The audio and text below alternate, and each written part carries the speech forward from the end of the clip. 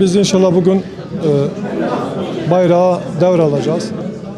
Bayrağı devraldıktan hemen sonra Genel İdare Kurulumuzu toplayıp önümüzdeki seçimlerle alakalı olarak yapacaklarımızı masaya yatıracağız. Partinin bundan sonraki aşamada halkımıza daha çok hizmet etmek için yapılması gerekenleri bir kalem kalem yazıp inşallah halkımıza daha çok hizmet etmek için bu süreci bu şekilde geçirmeyi düşünüyoruz. Bizim halkımızın desteği, arkadaşlarımızın gayreti ve fedakarlığıyla Allah'ın izniyle halkımıza hizmet yolunda çok iş başaracağımıza inanıyorum. Şu anda bir yerel seçim sürecine girmiş bulunuyoruz. Öncelikle yerel seçimlerle alakalı olarak teşkilatlarımızdan alacağımız değerlendirmeleri yürürlüğe koyacağız.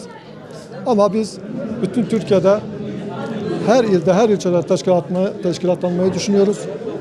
İnşallah bu seçim sürecinden sonra da bizim bu konudaki eksiklerimiz varsa onları tamamlamaya bir adım daha öteye götürmeye gayret edeceğiz Allah'ın izniyle. Biz konuşmadan dile getirdiğim bizim şartlarımız, şartlarımız zordur, sıkıntılarımız var. Bunları aşmak için daha çok çalışacağız, daha çok fedakarlıkta bulunacağız, daha çok gayret edeceğiz ki bu arayı kapatalım.